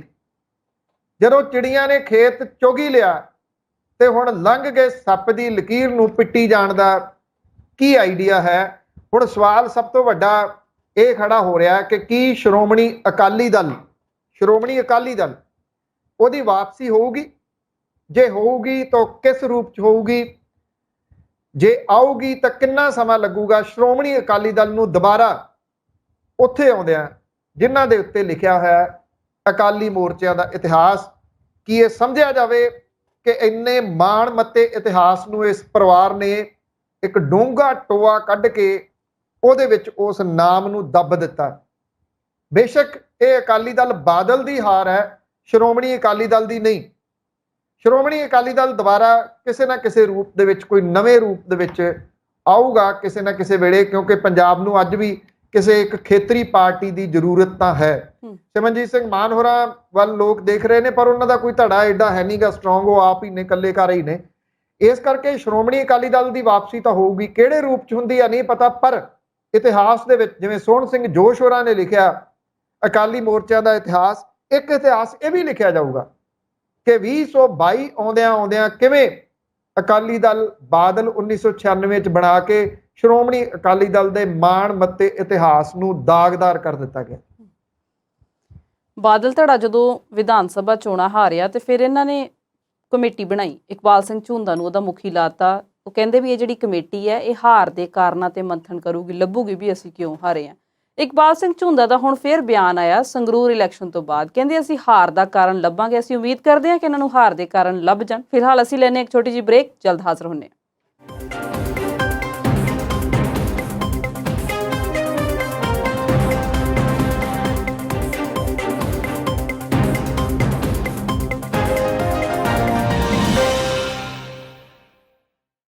ਬ੍ਰੇਕ ਤੋਂ ਬਾਅਦ ਪ੍ਰੋਗਰਾਮ ਦੇ ਅਖੀਰਲੇ ਹਿੱਸੇ ਵਿੱਚ ਦਰਸ਼ਕਾਂ ਦਾ ਸਵਾਗਤ ਕਰਦੇ ਹਾਂ। ਪਨੂ ਸਾਹਿਬ, ਅਸੀਂ ਪਿਛਲੇ ਕਈ ਪ੍ਰੋਗਰਾਮਾਂ ਦੇ ਵਿੱਚ ਮਹਾਰਾਸ਼ਟਰ ਦੇ ਸਿਆਸੀ ਕਲੇਸ਼ ਦੀ ਗੱਲ ਕੀਤੀ ਹੈ, ਪਰ ਅੱਜ ਦੀ ਖਬਰ ਇਹ ਹੈ ਕਿ ਮਹਾਰਾਸ਼ਟਰ ਦੀ ਜਿਹੜੀ ਰਾਜਨੀਤੀ ਹੈ ਉਹ ਅਦਾਲਤ ਦੇ ਵਿੱਚ ਪਹੁੰਚ ਗਈ ਹੈ। ਕੀ ਕਹਿੰਦੀ ਹੈ ਜੀ ਅਦਾਲਤ? ਦੇਖੋ, ਇੱਕ ਤਾਂ ਜਿਹੜਾ ਸਵਾਲ ਇਹ ਆ ਕਿ ਇਹਨਾਂ ਦੇ ਕੋਲੇ ਰਾਹ ਕਿੰਨੇ ਕੁ ਬਚੇ ਆ ਬਾਗੀਆਂ ਦੇ ਕੋਲੇ, ਜਿਹਦੇ ਵਾਸਤੇ ਕਿਹਾ ਜਾ ਰਿਹਾ ਸੀਗਾ ਕਿ ਸ਼ਾਇਦ ਸ਼ਿਵ ਸੈਨਾ ਬਾਕਰੇ ਦਾ ਜਿਹੜਾ ਪਰਿਵਾਰ ਹੈ, ਉਧਵ ਠਾਕਰੇ, ਉਹ ਇਸ ਚੀਜ਼ ਦੀ ਉਡੀਕ ਦੇ ਵਿੱਚ ਹੈ। ਉਹਨੂੰ ਇਹ ਲੱਗਦਾ ਸੀਗਾ ਕਿ ਸ਼ਾਇਦ ਕਹਾਣੀ ਬਣ ਜੇ ਤੇ ਉਹ ਵਾਪਸ ਪਰਤੋਂ ਨਹੀਂ ਪਹੁੰਚੇ। ਮਹਾਰਾਸ਼ਟਰ ਸਰਕਾਰ ਦਾ ਸਿਆਸੀ ਸੰਕਟ ਜਿਹੜਾ ਸੁਪਰੀਮ ਕੋਰਟ ਦੇ ਵਿੱਚ ਪਹੁੰਚ ਗਿਆ। ਸ਼ਿੰਦੇ ਗੁੱਟ ਨੇ ਅਦਾਲਤ ਦੇ ਵਿੱਚ ਕਿਹਾ ਕਿ ਉਧਵ ਠਾਕਰੇ ਸਰਕਾਰ ਘੱਟ ਗਿਣਤੀ ਦੇ ਵਿੱਚ ਹੈ ਤੇ ਉਹ ਰਾਜ ਦੀ ਮਸ਼ੀਨਰੀ ਨੂੰ ਤਬਾਹ ਕਰ ਰਹੀ ਹੈ। ਸ਼ਿੰਦੇ ਗੁੱਟ ਨੇ ਸਵਾਲ ਕੀਤਾ ਕਿ ਜਦੋਂ ਡਿਪਟੀ ਸਪੀਕਰ ਨੂੰ ਹਟਾਏ ਜਾਣ ਦਾ ਨੋਟਿਸ ਪੈਂਡਿੰਗ ਹੋਵੇ ਤਾਂ ਵਿਧਾਇਕਾਂ ਨੂੰ ਅਯੋਗ ਠਹਿਰਾਉਣ ਦਾ ਫੈਸਲਾ ਕਿਵੇਂ ਲਿਆ ਜਾ ਸਕਦਾ ਹੈ। ਸੁਪਰੀਮ ਕੋਰਟ ਨੇ ਸ਼ਿੰਦੇ ਗੁੱਟ ਤੋਂ ਸਵਾਲ ਕੀਤਾ ਕਿ ਤੁਸੀਂ ਪਹਿਲਾਂ ਹਾਈ ਕੋਰਟ ਕਿਉਂ ਨਹੀਂ ਗਏ। ਇਹਦਾ ਜਵਾਬ ਇਹ ਮਿਲਿਆ ਕਿ ਵਿਧਾਇਕਾਂ ਨੂੰ ਧਮਕਾਇਆ ਜਾ ਰਿਹਾ ਔਰ ਜਿਹੜੀਆਂ ਮ੍ਰਿਤਕ ਦੇਹਾਂ ਵਾਪਸ ਆਉਣ ਤੱਕ ਦੀ ਗੱਲ ਕਹੀ ਜਾ ਰਹੀ ਹੈ। ਮੁੰਬਈ ਦੇ ਵਿੱਚ ਮਾਹੌਲ ਉਹਨਾਂ ਦੇ ਬਰਾਬਰ ਦਾ ਨਹੀਂ ਗਾ, ਕਿਉਂਕਿ ਇਹ ਚੀਜ਼ ਸ਼ਿੰਦੇ ਗਰੁੱਪ ਜਾਣਦਾ ਕਿ ਠਾਕਰੇ ਪਰਿਵਾਰ ਦੀ ਅੱਜ ਵੀ ਸ਼ਿਵ ਸੈਨਾ ਦੇ ਉੱਤੇ ਪਕੜ ਹੈਗੀ ਹੈ ਤੇ ਉਹ ਕਿਹੋ ਜਿਹਾ ਮਾਹੌਲ ਸਿਰਜ ਸਕਦੇ ਆ ਸੜਕਾਂ ਦੇ ਉੱਤੇ, ਇਹ ਗੱਲ ਸ਼ਿੰਦੇ ਗਰੁੱਪ ਚੰਗੀ ਤਰ੍ਹਾਂ ਜਾਣਦਾ। ਸੁਪਰੀਮ ਕੋਰਟ ਨੇ ਇਸ ਕੇਸ ਦੇ ਵਿੱਚ ਸ਼ਿਵ ਸੈਨਾ ਡਿਪਟੀ ਸਪੀਕਰ ਦਾ ਪੱਖ ਵੀ ਸੁਣਿਆ। ਸੁਣਵਾਈ ਤੋਂ ਬਾਅਦ ਅਦਾਲਤ ਨੇ ਡਿਪਟੀ ਸਪੀਕਰ ਨਰਹਰੀ ਜਰਵਾਲ, ਮਹਾਰਾਸ਼ਟਰ ਵਿਧਾਨ ਸਭਾ, ਸ਼ਿਵ ਸੈਨਾ ਵਿਧਾਇਕ ਦਲ ਦੇ ਨੇਤਾ ਅਜੇ ਚੌਧਰੀ, ਮਹਾਰਾਸ਼ਟਰ ਪੁਲਿਸ, ਕੇਂਦਰ ਸਰਕਾਰ ਨੂੰ ਨੋਟਿਸ ਭੇਜਿਆ। ਅਗਲੀ ਸੁਣਵਾਈ 11 ਜੁਲਾਈ ਨੂੰ ਹੋਊਗੀ। ਇਹ ਅਹਿਮ ਪੱਖ ਹੈ। ਸੋ 11 ਜੁਲਾਈ ਤੱਕ ਜਿਹੜਾ ਦੀ ਉਹ ਕੀ ਹੋਊਗਾ।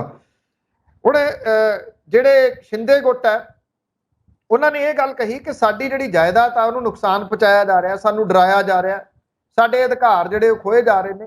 ਸੁਪਰੀਮ ਕੋਰਟ ਨੇ ਇਹ ਗੱਲ ਪੁੱਛੀ ਕਿ ਜਿਹੜੀ ਧਮਕੀ ਦੀ ਤੁਸੀਂ ਗੱਲ ਕਰ ਰਹੇ ਆ ਉਹਨੂੰ ਤੁਹਾਡੇ ਕੋਲੇ ਕੋਈ ਸਬੂਤ ਹੈ ਉਹਦਾ ਕਿ ਤੁਸੀਂ ਸਾਬਤ ਕਰ ਸਕੋ।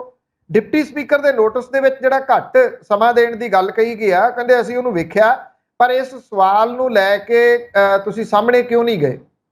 ਔਰ ਸ਼ਿੰਦੇ ਗੁੱਟ ਜਿਹੜਾ ਉਹਨੇ ਇਹ ਗੱਲ ਕਹੀ ਆ ਕਿ 2019 ਦੇ ਵਿੱਚ ਸ਼ਿੰਦੇ ਨੂੰ ਸਰਬਸੰਮਤੀ ਦੇ ਨਾਲ ਪਾਰਟੀ ਦਾ ਨੇਤਾ ਚੁਣਿਆ ਗਿਆ ਸੀ, ਪਰ 2022 ਦੇ ਵਿੱਚ ਉਹਨੇ ਇੱਕ ਨਵਾਂ ਵਿਪ ਜਾਰੀ ਜਿਹੜਾ ਦੀ ਉਹ ਕੀਤਾ ਜਾਂਦਾ। ਸ਼ਿੰਦੇ ਦੇ ਖਿਲਾਫ ਇਹ ਕਿਹਾ ਗਿਆ ਕਿ ਉਹਨਾਂ ਨੇ ਆਪਣੀ ਪਾਰਟੀ ਦੀ ਮੈਂਬਰਤਾ ਜਿਹੜੀ ਆ ਉਹ ਛੱਡ ਦਿੱਤੀ ਆ। ਔਰ ਸਭ ਤੋਂ ਜ਼ਰੂਰੀ ਮੁੱਦਾ ਕਹਿੰਦੇ ਇਹ ਆ ਕਿ ਸਪੀਕਰ ਜਾਂ ਡਿਪਟੀ ਸਪੀਕਰ ਤਦ ਤੱਕ ਕੁਰਸੀ ਦੇ ਉੱਤੇ ਨਹੀਂ ਬੈਠ ਸਕਦੇ ਜਦੋਂ ਉਹਨਾਂ ਦੀ ਸਥਿਤੀ ਖੁਦ ਦੀ ਜਿਹੜੀ ਉਹ ਸਪਸ਼ਟ ਨਹੀਂ ਗੀ। ਹੁਣ ਸਵਾਲ ਇਹ ਆ ਕਿ ਸ਼ਿੰਦੇ ਧੜਾ ਕਰੂਗਾ ਕੀ। ਇਹ ਕਿਹਾ ਜਾ ਰਿਹਾ ਕਿ ਸ਼ਿਵ ਸੈਨਾ ਦੇ ਬਾਗੀ ਵਿਧਾਇਕਾਂ ਜਿਹੜੇ ਵਿਧਾਇਕ ਉਦਵ ਦੇ ਜਿਹੜੇ ਚਾਚੇ ਦੇ ਪੁੱਤ ਹੈ ਰਾਜ ਠਾਕਰੇ, ਉਹਦੀ ਪਾਰਟੀ ਹੈਗੀ ਹੈ ਜੀ ਮਹਾਰਾਸ਼ਟਰ ਨਵ ਨਿਰਮਾਣ ਸੈਨਾ, ਉਹਦੇ ਵਿੱਚ ਉਹ ਸ਼ਾਮਲ ਹੋ ਸਕਦੇ ਆ। ਇਹਦੇ ਪਿੱਛੇ ਕਈ ਕਾਰਨ ਨੇ। ਸ਼ਿੰਦੇ ਦੇ ਕੋਲੇ 2/3 ਬਹੁਮਤ ਹੈਗਾ, ਮਤਲਬ ਕਿ 37 ਤੋਂ ਜ਼ਿਆਦਾ ਵਿਧਾਇਕਾਂ ਦਾ ਉਹਨੂੰ ਸਮਰਥਨ ਹੈ।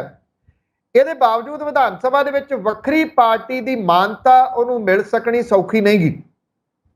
ਜੇ ਬਾਗੀ ਗੁੱਟ ਰਾਸ਼ਟਰਪਤੀ ਚੋਣਾਂ ਤੋਂ ਪਹਿਲਾਂ ਮਸਲੇ ਦਾ ਹੱਲ ਚਾਹੁੰਦਾ ਤਾਂ ਉਹਦੇ ਕੋਲੇ ਸਭ ਤੋਂ ਸੌਖਾ ਰਾਹ ਇਹੀ ਆ ਕਿ ਉਹ ਆਪਣੇ ਆਪ ਨੂੰ ਕਿਸੇ ਹੋਰ ਪਾਰਟੀ ਦੇ ਵਿੱਚ, ਜਿਹੜੀ ਉੱਥੇ ਰਜਿਸਟਰਡ ਪਾਰਟੀ ਹੈ, ਉਹਦੇ ਵਿੱਚ ਮਰਜ ਕਰਦੇ ਆਪਣੇ ਆਪ ਨੂੰ। ਔਰ ਸੰਭਾਵਨਾ ਇਹੀ ਆ ਕਿ ਮਹਾਰਾਸ਼ਟਰ ਨਵ ਨਿਰਮਾਣ ਸੈਨਾ ਮਨਸੇ ਉਹਦੇ ਵਿੱਚ ਉਹ ਮਰਜ ਕਰ ਸਕਦੇ ਆ। ਇਹ ਕਿਹਾ ਜਾਂਦਾ, ਆਪਾਂ ਜਿਹੜੇ ਬਾਦਲ ਪਰਿਵਾਰ ਦੀ ਪਹਿਲਾਂ ਗੱਲ ਕੀਤੀ ਸੀ, ਇਹਦੇ ਵਾਂਗੂ ਬਾਲ ਠਾਕਰੇ ਨੇ ਆਪਣੇ ਭਤੀਜੇ ਨੂੰ ਤਿਆਰ ਕੀਤਾ ਸੀਗਾ ਮਹਾਰਾਸ਼ਟਰ ਦੀ ਸਿਆਸਤ ਦੇ ਵਾਸਤੇ, ਜਿਵੇਂ ਪ੍ਰਕਾਸ਼ ਸਿੰਘ ਬਾਦਲ ਹੋਰਾਂ ਨੇ ਮਨਪ੍ਰੀਤ ਬਾਦਲ ਨੂੰ ਤਿਆਰ ਕੀਤਾ ਸੀ। ਪਰ ਬਾਅਦ ਦੇ ਵਿੱਚ ਐਂਟਰੀ ਸੁਖਬੀਰ ਸਿੰਘ ਬਾਦਲ ਹੋਰਾਂ ਦੀ ਹੋ ਗਈ। ਇੱਥੇ ਵੀ ਇਹੀ ਹੋਇਆ, ਇੱਥੇ ਐਂਟਰੀ ਉਦਵ ਠਾਕਰੇ ਦੀ ਹੋ ਗਈ।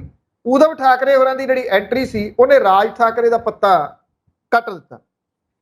ਇਹ ਕਿਹਾ ਜਾ ਰਿਹਾ ਕਿ ਸ਼ਿੰਦੇ ਗੁੱਟ ਦੇ ਵੱਲੋਂ ਇੱਕ ਆਫਰ ਜ਼ਰੂਰ ਜਿਹੜਾ ਉਹ ਭੇਜਿਆ ਗਿਆ, ਹਾਲਾਂਕਿ ਮਨਸੇ ਦੇ ਚੀਫ ਰਾਜ ਠਾਕਰੇ ਨੇ ਇਹਦੇ ਉੱਤੇ ਅਜੇ ਵਿਚਾਰ ਕਰਨਾ। ਇਹ ਕਿਹਾ ਜਾ ਰਿਹਾ ਹੈ ਕਿ ਰਾਜਨੀਤੀ ਦੇ ਵਿੱਚ ਕੋਈ ਸੰਭਾਵਨਾ ਜਿਹੜੀ ਆ ਉਹ ਕਦੀ ਵੀ ਖਤਮ ਨਹੀਂ ਹੋ ਸਕਦੀ। ਮਤਲਬ ਕਿ 2+2 ਕਦੀ 4 ਨਹੀਂ ਹੁੰਦੇ, 2+2 20 ਵੀ ਹੋ ਜਾਂਦੇ ਆ, 2+2 0 ਵੀ ਹੋ ਜਾਂਦੇ ਆ। ਇਦਾਂ ਦੀ ਸਥਿਤੀ ਜਿਹੜੀ ਆ ਉਹ ਬਣੀ ਹੋਈ ਆ ਮਹਾਰਾਸ਼ਟਰ ਦੇ ਵਿੱਚ। ਜਿਹੜੀ ਮਨਸੇ ਆ ਮਹਾਰਾਸ਼ਟਰ ਨਵ ਨਿਰਮਾਣ ਸੈਨਾ, ਉਹ ਭਾਰਤੀ ਜਨਤਾ ਪਾਰਟੀ ਦੇ ਨੇੜੇ ਆ।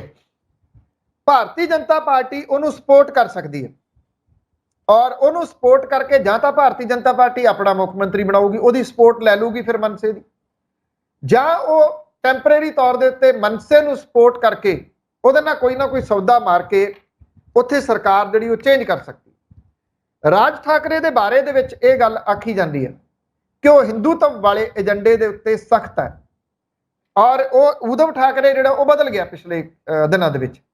ਇਹ ਕਿਹਾ ਜਾ ਰਿਹਾ ਕਿ ਭਾਰਤੀ ਜਨਤਾ ਪਾਰਟੀ ਜਿਹੜੀ ਪਿੱਛੇ ਰਹਿ ਕੇ ਇਸ ਸਾਰੀ ਖੇਡ ਨੂੰ ਹੈਂਡਲ ਕਰ ਰਹੀ ਹੈ, ਉਹਨੂੰ ਇਹ ਲੱਗਦਾ ਕਿ ਜੇ ਏਕਨਾਥ ਸ਼ਿੰਦੇ ਮਨਸੇ ਦੇ ਵਿੱਚ ਚਲੇ ਜਾਂਦੇ ਆ ਤੇ ਉਹਦਾ ਕੰਮ ਫਿਰ ਸੌਖਾ ਬਣ ਸਕਦਾ, ਕਿਉਂਕਿ ਵੱਖਰਾ ਗਰੁੱਪ ਜਿਹੜਾ ਉਹ ਬਣ ਸਕਣਾ ਉਹ ਔਖਾ ਹਾਲ ਦੀ ਘੜੀ। ਇਸ ਕਰਕੇ ਉਹਨਾਂ ਕੋਲੇ ਰਾਹ ਜਿਹੜਾ ਉਹ ਇਹੀ ਬਚਦਾ। ਇਹ ਕਿਹਾ ਜਾ ਰਿਹਾ ਕਿ ਸ਼ਿੰਦੇ ਗੁੱਟ ਡਿਪਟੀ ਸਪੀਕਰ ਨਰਹਰੀ ਜਿਰਵਾਲ ਵੱਲੋਂ ਜਿਹੜਾ ਉਹਨਾਂ ਨੂੰ ਅਯੋਗ ਕਰਾਇਆ ਦਿੱਤੇ ਗਏ 16 ਵਿਧਾਇਕਾਂ ਨੂੰ ਬਚਾਉਣ ਦੇ ਵਾਸਤੇ ਛੇਤੀ ਤੋਂ ਛੇਤੀ ਕਿਸੇ ਰਾਜਨੀਤਿਕ ਧੜੇ ਦੇ ਨਾਲ ਜੁੜਨਾ ਜਿਹੜਾ ਉਹ ਚਾਹੁੰਦੇ। ਮਨਸੇ ਇੱਕ ਵਿਧਾਨ ਸਭਾ ਦੇ ਵਿੱਚ ਉਹਨਾਂ ਕੋਲ ਇੱਕੋ ਵਿਧਾਇਕ ਆ, ਪਰ ਪਾਰਟੀ ਲਗਭਗ ਪੂਰੇ ਮਹਾਰਾਸ਼ਟਰ ਦੇ ਵਿੱਚ ਸਥਾਪਿਤ ਹੈਗੀ ਆ। ਕਿਸੇ ਦੂਜੇ ਦਲ ਦੇ ਨਾਲ ਉਹਦਾ ਜਿਹੜਾ ਸਮਝੌਤਾ ਹੋ ਜਾਣਾ। ਸ਼ਿੰਦੇ ਗੁੱਟ ਦੇ ਵਾਸਤੇ ਮਨਸੇ ਸਭ ਤੋਂ ਸਟੀਕ ਪਾਰਟੀ ਜਿਹੜੀ ਉਹ ਲੱਗਦੀ ਹੈ। ਇਹਦੇ 2 ਰੀਜ਼ਨ ਨੇ। ਇੱਕ ਤਾਂ ਇਹ ਕਿ ਜਿਹੜਾ ਰਾਜ ਠਾਕਰੇ ਆ ਉਹ ਵੀ ਮੰਨਦਾ ਕਿ ਬਾਲ ਠਾਕਰੇ ਉਹਦਾ ਸਭ ਕੁਝ ਹੈ ਔਰ ਬਾਲ ਠਾਕਰੇ ਨੇ ਉਹਨੂੰ ਤਿਆਰ ਕੀਤਾ। ਔਰ ਜਿਹੜਾ ਸ਼ਿੰਦੇ ਧੜਾ ਹੈ ਉਹ ਵੀ ਇਹ ਗੱਲ ਕਹਿੰਦਾ ਕਿ ਜੀ ਬਾਲ ਠਾਕਰੇ ਸਾਡੇ ਨੇਤਾ ਨੇ, ਅਸੀਂ ਉਹਨਾਂ ਤੋਂ ਬਾਹਰ ਨਹੀਂ ਜਾਣਾ।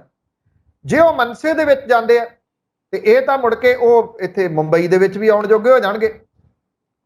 ਕਿ ਜੀ ਦੇਖੋ, ਅਸੀਂ ਕਿਸੇ ਇਦਾਂ ਦੀ ਪਾਰਟੀ ਦੇ ਵਿੱਚ ਥੋੜੀ ਗਏ ਆ ਜਿਹੜੀ ਕਿ ਬਾਲ ਠਾਕਰੇ ਹੋਰਾਂ ਦੀ ਸੋਚ ਦੇ ਨਾਲ ਮੇਲ ਨਹੀਂ ਖਾਂਦੀ। ਅਸੀਂ ਤਾਂ ਉਸ ਪਾਰਟੀ ਦੇ ਵਿੱਚ ਗਏ ਆ ਜਿਹਨੂੰ ਤਿਆਰ ਹੀ ਬਾਲ ਠਾਕਰੇ ਹੋਰਾਂ ਨੇ ਕੀਤਾ ਸੀ, ਉਦੋਂ ਕਿ ਰਾਜ ਠਾਕਰੇ ਦੀ ਪਾਰਟੀ ਦੇ ਵਿੱਚ ਜਿਹੜਾ ਨਹੀਂ ਉਹ ਜਾਣਾ। ਇਹ ਵੀ ਕਿਹਾ ਜਾ ਰਿਹਾ ਕਿ ਜਿਹੜੀ ਏਕਨਾਥ ਸ਼ਿੰਦੇ ਆ ਜਿਹੜਾ, ਉਹਦੇ ਕੋਲੇ ਇੱਕ ਹਾਲਾਂਕਿ ਹੋਰ ਆਪਸ਼ਨ ਜਿਹੜੀ ਉਹ ਹੈਗੀ ਉਹਦੇ ਕੋਲੇ ਕਿ ਇੱਕ ਪਾਰਟੀ ਆ ਛੋਟੀ ਜੀ ਜਿਹੜੀ ਕਿ ਇਹਦੇ ਸ਼ਿਵ ਸੈਨਾ ਦੀ ਸਰਕਾਰ ਦੇ ਵਿੱਚ ਉਹ ਪਾਰਟ ਵੀ ਸੀਗੀ, ਔਰ ਉਹ ਇਸ ਵੇਲੇ ਬਗਾਵਤ ਕਰਕੇ ਇਹਨਾਂ ਦੇ ਨਾਲ ਹੀ ਖੜੀ ਆ ਏਕਨਾਥ ਸ਼ਿੰਦੇ ਦੇ ਨਾਲ। ਏਕਨਾਥ ਸ਼ਿੰਦੇ ਜਿਹੜਾ ਉਹ ਇਹ ਨਹੀਂ ਚਾਹੁੰਦਾ ਕਿ ਉਹ ਇਸ ਜਿਹੜੇ ਇੱਕ ਵਿਧਾਇਕ ਆ ਬੱਚੂ ਕੱਡੂ ਉਹਦੇ ਨਾਲ ਉਹ ਜਿਹੜੀ ਉਹ ਜਾਵੇ, ਔਰ ਇਹ ਜਿਹੜੀ ਪਾਰਟੀ ਆ ਇਹ ਉਹਨਾਂ ਨੂੰ ਸਮਰਥਨ ਦਿੰਦੀ ਆ ਰਹੀ ਆ। ਛੋਟੀ ਪਾਰਟੀ ਆ ਇਹ ਬਾਗੀ ਵਿਧਾਇਕਾਂ ਦੀ, ਔਰ ਇਹ ਜਿਹੜਾ ਬੱਚੂ ਕੱਡੂ ਆ ਉਹ ਸ਼ਿਵ ਸੈਨਾ ਸਰਕਾਰ ਦੇ ਵਿੱਚ ਮੰਤਰੀ ਆ। ਇਹਦੇ ਵਾਸਤੇ ਇਹ ਕਿਹਾ ਜਾਂਦਾ ਕਿ ਉਹ ਆਪਣੇ ਤਰੀਕੇ ਦਾ ਵਿਅਕਤੀ, ਉਹ ਆਪਣੇ ਤੌਰ ਦੇ ਉੱਤੇ ਜਿੱਤ ਕੇ ਆਉਂਦਾ, ਉਹਨੂੰ ਬਹੁਤੀ ਜਿਹੜਾ ਲੋੜ ਨਹੀਂ ਹੁੰਦੀ ਕਿਸੇ ਦੀ ਸਪੋਰਟ ਦੀ। ਉਹਨੂੰ ਏਕਨਾਥ ਸ਼ਿੰਦੇ ਸਟਰੋਂਗ ਨਹੀਂ ਕਰਨਾ ਚਾਹੁੰਦਾ ਕਿ ਉਹ ਨਾ ਹੋਵੇ ਉਹ ਕੱਲ ਨੂੰ ਕਲੇਮ ਕਰਦੇ ਕਿ ਉਹ ਵੱਡਾ ਲੀਡਰ ਬਣ ਗਿਆ। ਏਕਨਾਥ ਸ਼ਿੰਦੇ ਦੀਆਂ 3 ਮੀਟਿੰਗਾਂ ਜਿਹੜੀਆਂ ਉਹ ਮਨਸੇ ਦੇ ਰਾਜ ਠਾਕਰੇ ਦੇ ਨਾਲ ਹੋ ਚੁੱਕੀਆਂ ਨੇ। ਇਹਦਾ ਮਤਲਬ ਇਹ ਕਿ ਉਹਨਾਂ ਦੀ ਗਿੱਟ-ਮਿੱਟ ਤਾਂ ਪੂਰੀ ਹੋ ਚੁੱਕੀ ਹੋਈ ਆ।